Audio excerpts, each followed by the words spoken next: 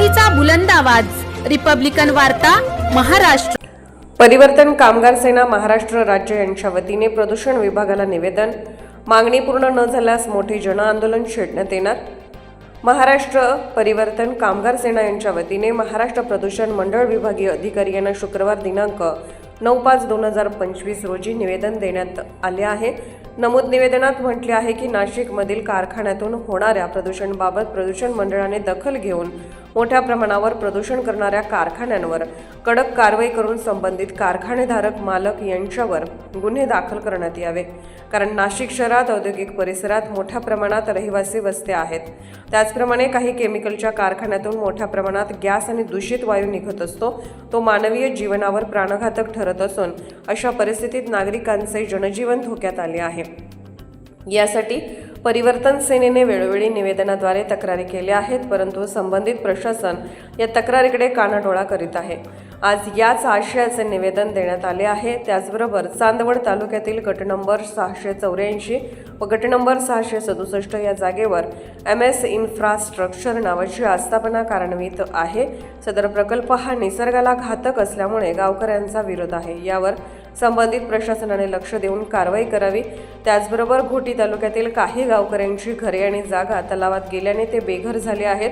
अशा बेघर गावकऱ्यांच्या जागेचे पंचनामे करून संबंधित प्रशासनाने लक्ष घालावे अशी मागणीही या निवेदनाद्वारे करण्यात आली आहे. यावेळी परिवर्तन कामगार सेनेचे संस्थापक अध्यक्ष विशाल भगवानराव भदरगे, महिला जिल्हा अध्यक्ष वैशाली सोनवणे, प्रदेश संघटक अशोकजी तांबे, किसनजी गायकर, इगतपुरी तालुका अध्यक्ष शरदजी कंकाळसाहेब, इगतपुरी कार्याध्यक्ष शोभा इगतपुरी, महिला तालुका अध्यक्ष उषाताई सोनवणे, चांदवड तालुका अध्यक्ष रावसाहेब गुरु, जिल्हा संघटक नांदगाव अश्विनीताई गांगुर्डे चांदवड, भगवान गांगुर्डे माधव, यशवंते, अशोक कापडणे, बाबाजी गांगुर्डे, मनोज जगताप, दिलीपराव वाघ, बाबासाहेब गवई, विवेक चारोस्कर, त्याचप्रमाणे मोठ्या प्रमाणात परिवर्तन कामगार सेनेचे कार्यकर्ते आणि पदाधिकारी उपस्थित होते.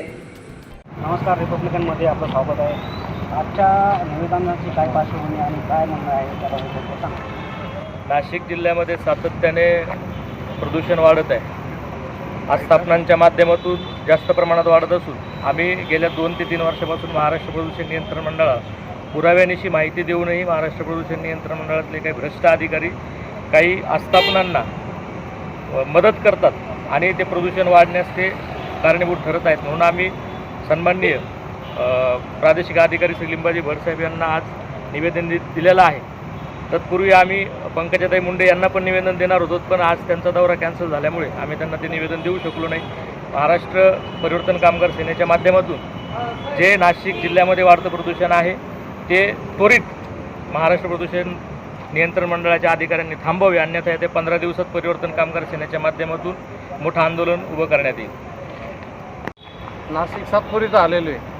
आम्ही काही निवेदन देण्यासाठी आलेलो आहे, पण इथं कर्मचारी आणि येणारे मंत्री महोदय हे हजर नाही आहे.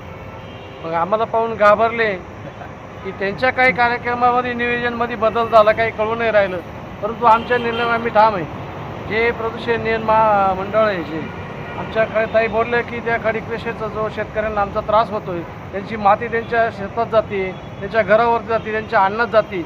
तर अशा प्रकारचं जर तुम्ही जर परवानगी देत असाल तर आजूबाजूच्या शेतकऱ्यांनी किंवा त्या मनुष्य मानव वस्तीमध्ये त्या लोकांनी राहायचं कसं? तर ही जी परवानगी दिली तुम्ही आजूबाजूच्या लोकांचे परमिशन घेतलं आहे का? त्यांना विचारात घेऊन ते काम केलं आहे का? ते जर केलं नसेल तर त्यांच्यावरती गुन्हा दाखल करून त्वरित ते जे खडी क्रशर आहे ते बंद करण्यात यावं. असे अनेक प्रश्न आपल्या नाशिक जिल्ह्यामध्ये. आमच्या इगतपूर तालुक्यामध्ये सुद्धा सह्याद्री कंस्ट्रक्शनचं काम चालू आहे.